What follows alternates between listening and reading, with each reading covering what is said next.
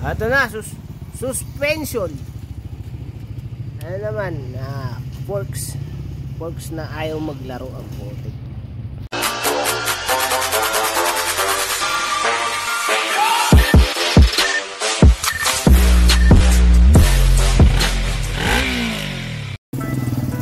Ito, kailanganin ko dito ng dalawang paddock stand, isa sa likod, isa sa harap. Yung pa may lagay yung gilid kasi minomonitor ko pa yung under nito. Dito muna ako sa forks. Yan, pagkatapos maipadok, puti gulo pa ng electrical ko dito. Wala pa kasi yung mga ano, walang busina, wala signal light. Ito mga nakaabang lang. Next ko yung mga preno. Alright, yan, basang-basa oh. Mga preno, tapos itong spool. Ay, spool, ba tawag? Hindi ko alam ano English yan. Ay putik. Hanapin ko yung ganito. Tapos saka ko ba rin yung forks dito. Yan. Saan ba dito? Dudukot, makikita ba dito? Putik, tatanggalin pa yata itong ano ko. Tatanggalin pa yata ito. Hanip. Yan. Putik.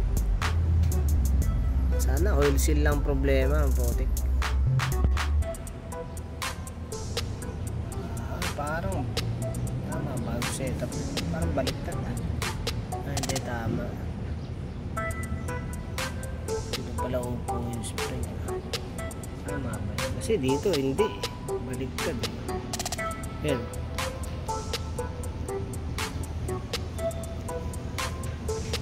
Parang mali Putik.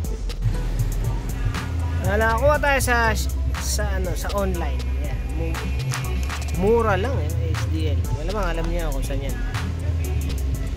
Mura lang. Mukhang goodies naman to. Ito nga pala yung size. Baka makatulong sa inyo yan. Hanip. Mukhang goodies Mukhang goodies. Dumi lang, inawakan ko. Pero okay, walang leak. Tapos mabigat na siya itulak Ito yung luma. Ayan. Bago. Ang goodies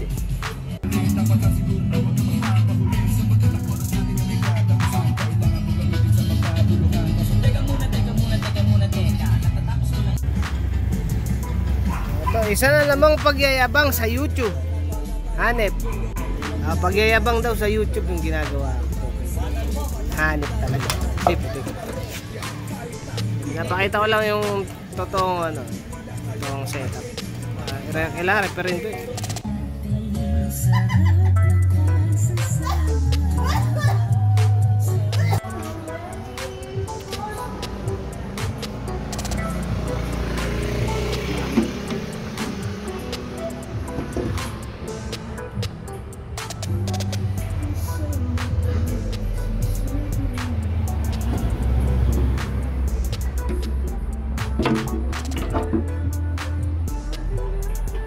Baka mayabangan na naman yung mga tao dyan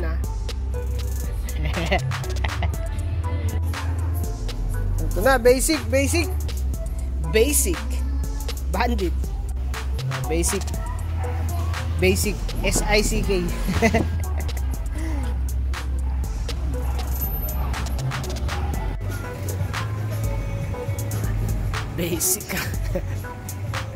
Basic na SICK.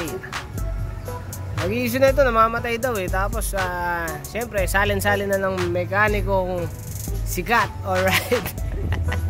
Sikat-sikatan na mga mekaniko. Alright. Bahala kayo sa buhay nyo. Ako, gagawin ko lang kung ano meron dito. Pag sira gagawin, ganun lang. Hindi yung kung ano pang para kayong tanga. Para kayong tanga dyan. Pag sira, ayusin lang. Ano sapakin ko kayo dyan.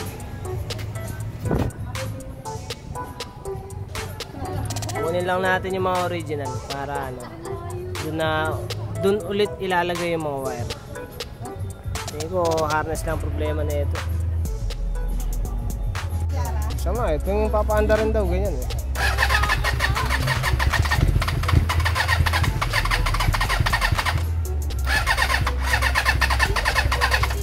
Ayun lang ginawa nila dito.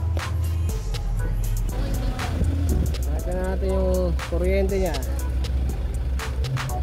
Kung gaano ka tuloy-tuloy. Wala eh.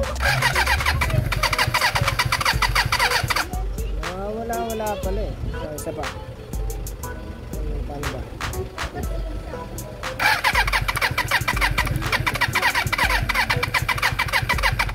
Minsan meron, minsan wala eh. So ayan nga, no, sinubukan magpalit ng CDI, ganun pa rin, ganun yung nangyayari. Buo naman yung linya dun sa supply ng CDI. Bali gagawin ko ngayon, iba-bypass ko. Ayan, bypass. Magba-bypass ako, no? Ayan, bypass. Kailangan natin ng wire. Yan, gumamit kayo ng tester. Hindi yung kung ano nung focus kasi pinaggagawa itong mga to eh. Sapakin ko itong mga to eh. Balik tayo sa problema ng motor lang ito bagay natin. Hindi natin intindihan mo. Bali yun, bypass.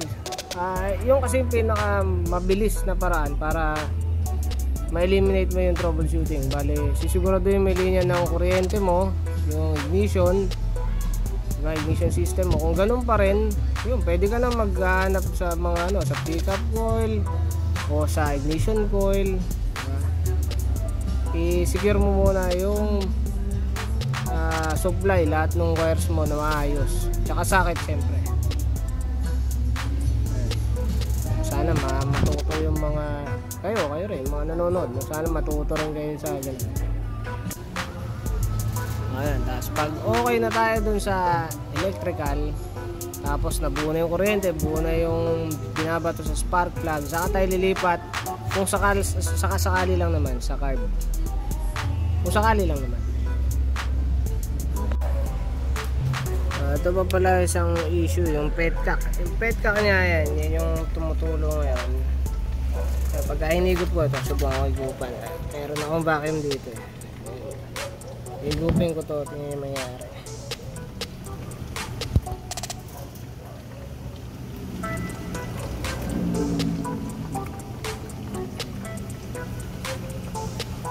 Wala nangyayari.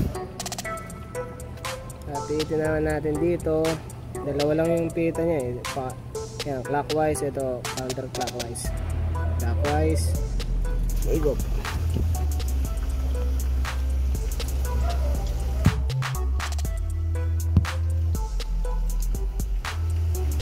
Walang nangyayari. Tayo na yan. Kasi yan, tulo lang siya ng tulo. Kita niyo ba?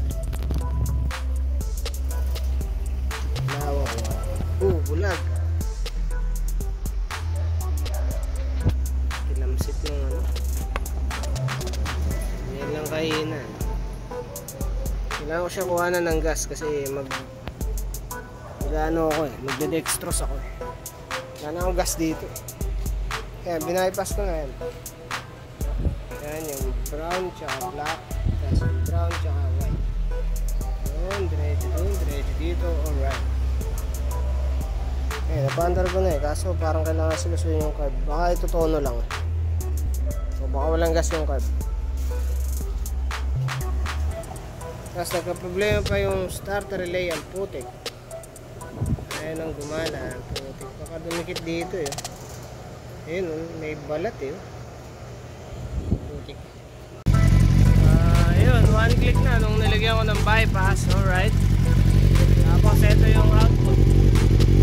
Yung output nito mismo. Rectifier mismo yan.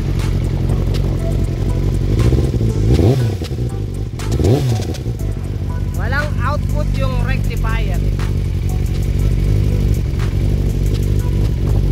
Meron, one.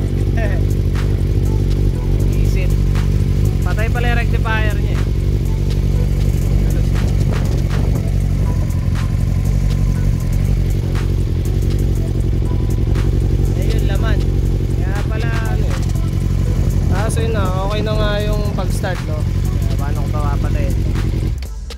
bypass kasi yan. Tatalsik pa. Ay, hirap na, isang kamay yan. Ito.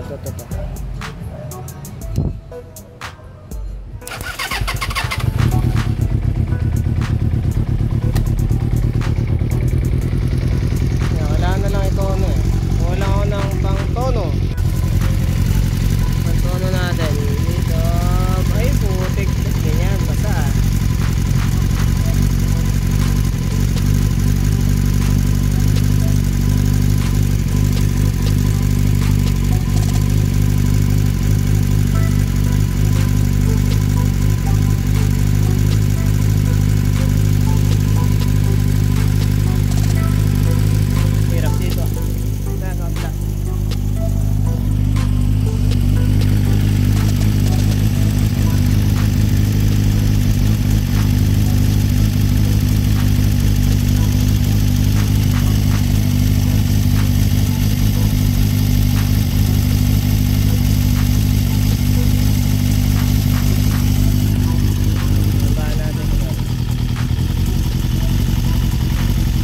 Wala sa synchro.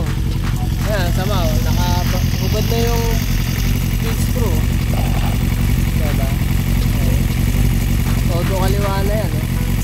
Ayan, ikitan ko. Wala sa synchro pala yung card.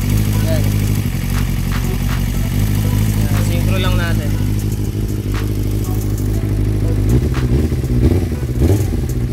Wala sa synchro eh. Ito mahirap. Bypass eh. Sobrang init nung rectifier, ang putik. Hanip na yan. Wala nang load yan. Nakaubad yung load ng putik. Ang init eh. May problema talaga yung rectifier. Tapos hindi siya mai-synchro. Hindi rin siya maitono ng maayos. Tapos mukhang may problema rin sa cable. Putik. Kakalasin na naman yung carb na yan. Okay lang, para makita ko anong pinaggagawa na naman dito. Ito pa, issue. Kita niya ba?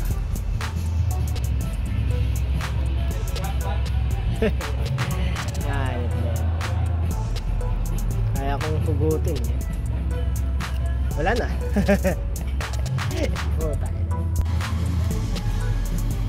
Ito, direktang wire ito. Nilagyan ng wire papunta dun. Ayun yun. Ito. Tapos ganun pa rin okay. Tede. Patay na yan. Ito, may maraming wire na ganyan. Kunin nyo lang tong ito, sure ball positive to eh. Papunta to sa susian to malamang. Tapos itong isa susian din. Baka susian nga to. Tapos ito papuntang rectifier eh. Bali pwede nyo gawin dyan. Pick upin nyo to. Tapos ilagay nyo diretso dun sa bagong starter relay. Yung sa isang pole o isang terminal. Tapos yung isa naman papunta ng rectifier. Yun. Bali dalawang positive yun na naka-fuse. Kasi naka-fuse to eh. Itong dalawang nasa taas naka-fuse yun. Tapos itong sa baba naman yung trigger. Yung sa push button ng start. Yung isa papuntang diode na papunta rin naman ng neutral tsaka ng clutch. Medyo magulo yun. Maganda pag may diagram eh. Ito na yung rectifier na nilagay ko. Lagay na rin ako ng socket dyan. Alright. Ito yung sinasabi kong starter relay. Yan. Ang Raider. Okay ito kasi may may seal dito. Hindi siya mapapasukan basta-basta na tubig. Bale yan, naka-fuse yan. Yung dalawang terminal sa taas yun, magkasama na yun. Yung isa papunta ng susian, yung isa papunta ng rectifier. Bali naka-fuse pati rectifier. Nakagandahan ng ganito. Tapos yung dalawa sa baba, yun naman yung sa push button ng start. Ayan, pwede natin lagay ito. Ayusin ko lang tong napakalinti na hanep. Mananahi yata gumawa nito. So ito yung setup. May putol. Tapos may putol din dito. Tapos yung black. So yung black naging orange na. Alright. Black, white naging orange na. Alright. Meron pa dito yung kanina naging blue. Blue. Blue naging red. Tapos naging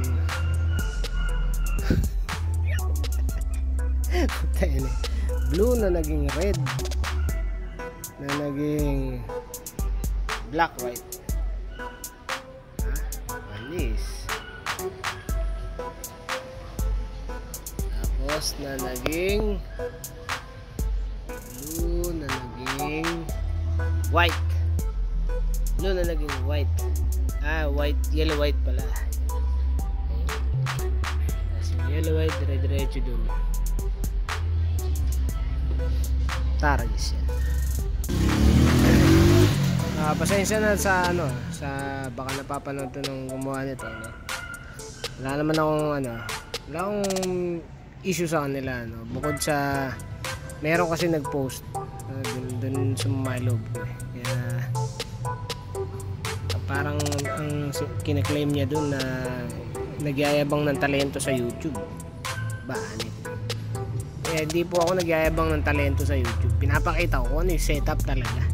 Tapos kung ano yung adaptation na ginagawa ko. Hindi po pagyayabang yan ganyan. Tulong ko nga yan sa inyo. Ayaw nyo pa ng tulong.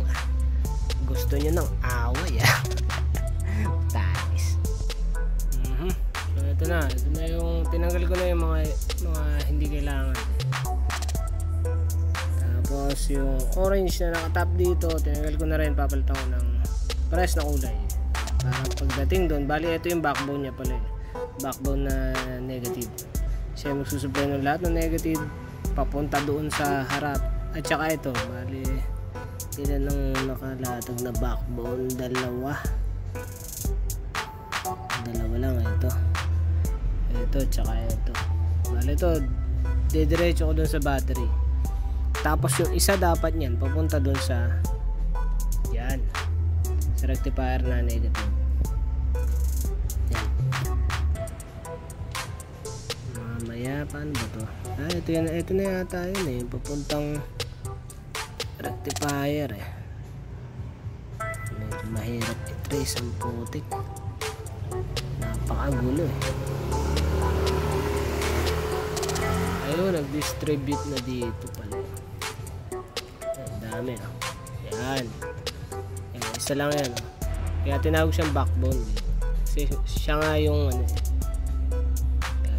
isa, tapos nag-branch na doon.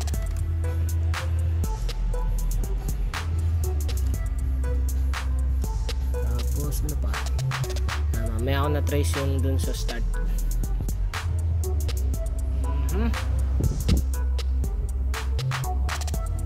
Boom.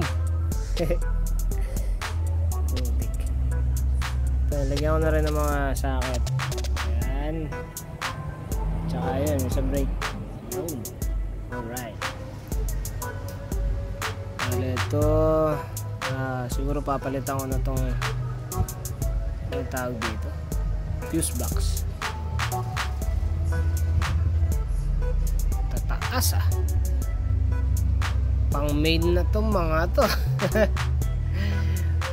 Taragis yan, 20, 25, 30, putik, tataas na.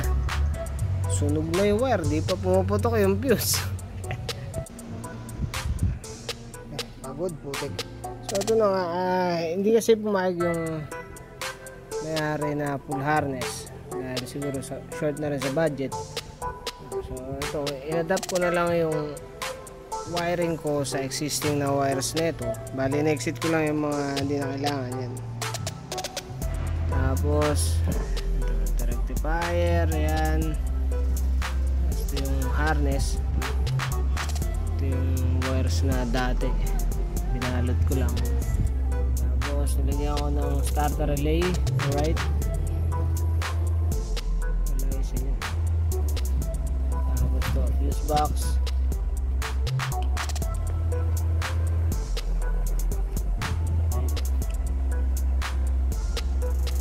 Sa kamay.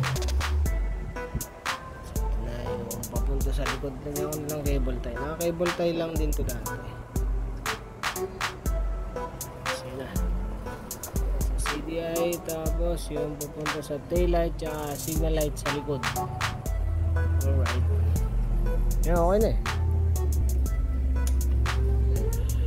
Tamad na ako tumayo eh.